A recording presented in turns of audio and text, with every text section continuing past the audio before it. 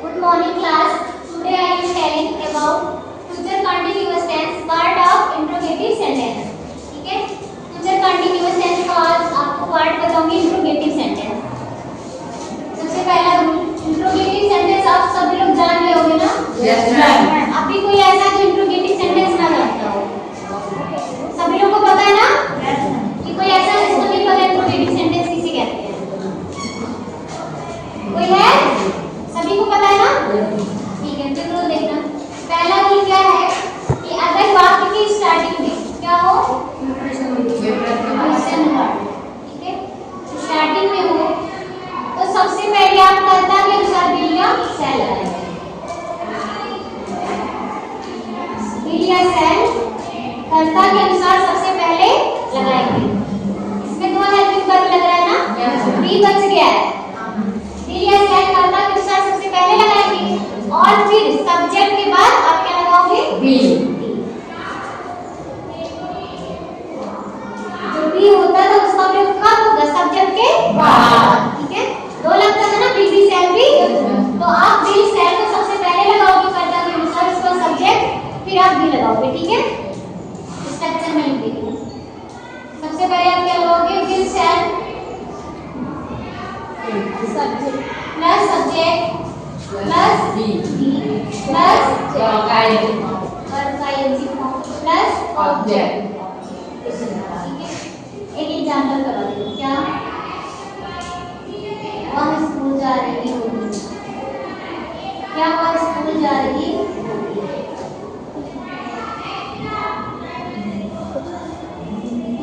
सबसे पहले क्या आया?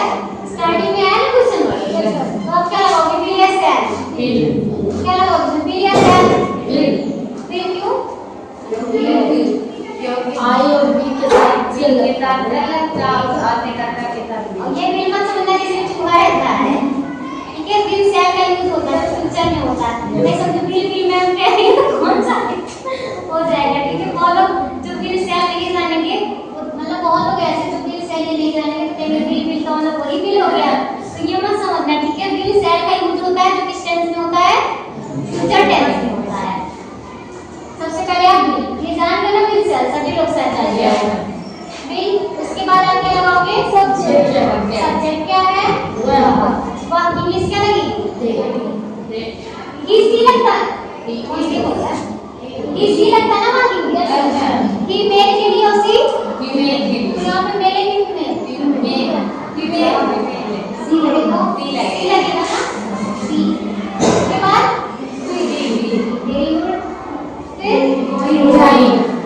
going to school।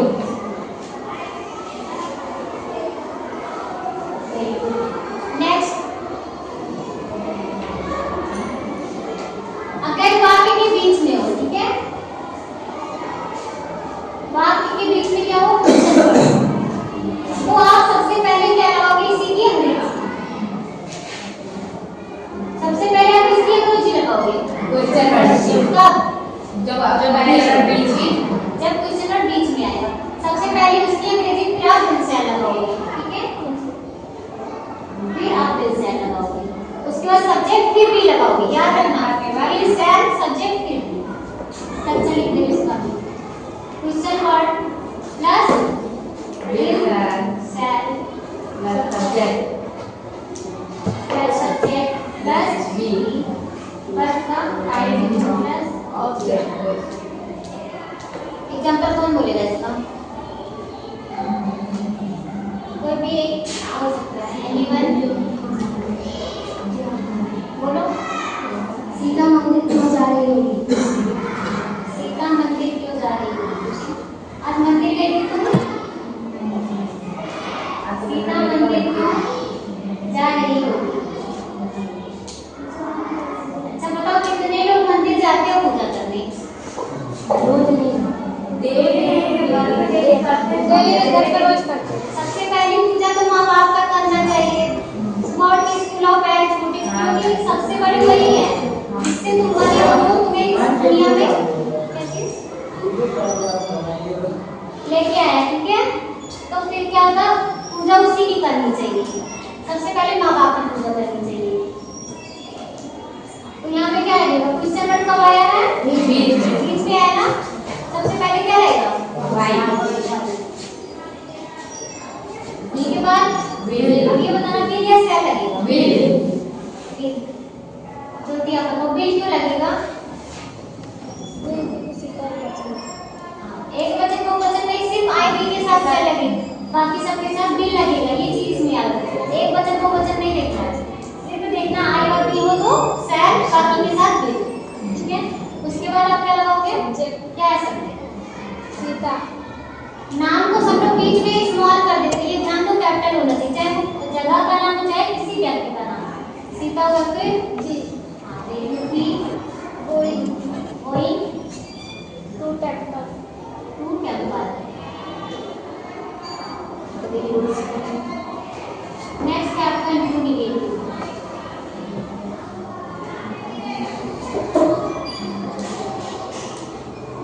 इंट्रोगेटिव का कौन सा नाम आपको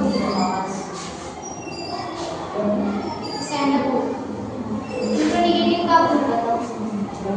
एप्पल में वही चीज है, था इसमें आप बताओ क्या है? प्रश्न पूछा था इसका क्या बता सकते हो इंट्रोगेटिव का? अगर बात हमारा क्या हो इंट्रोगेटिव हो तो सिर्फ कर्ता के बाद नॉट लगाएंगे। सिर्फ किसकी तरह बनाएंगे?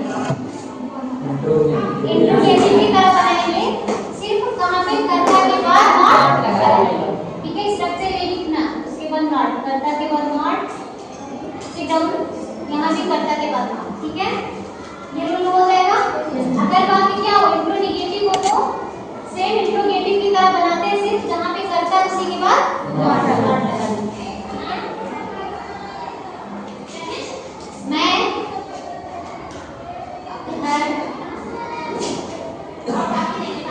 क्यों नहीं जा रही हूँ? मैं घर क्यों नहीं जा रही?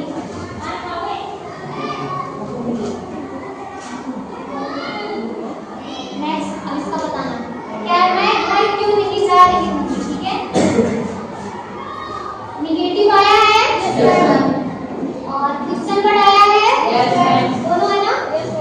क्वेश्चन वर्ड कहाँ पे आया है? बीच में है, तो सबसे पहले आप इसकी अंग्रेजी लगाओगे, और जब स्टार्टिंग में रहता है तो क्वेश्चन वर्ड की अंग्रेजी नहीं लगती है। ठीक है, तो सबसे पहले आप क्या लगाओगे?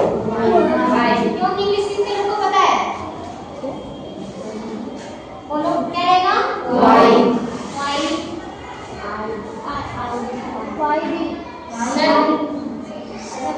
अब क्या लगेगा? वाई के बाद यस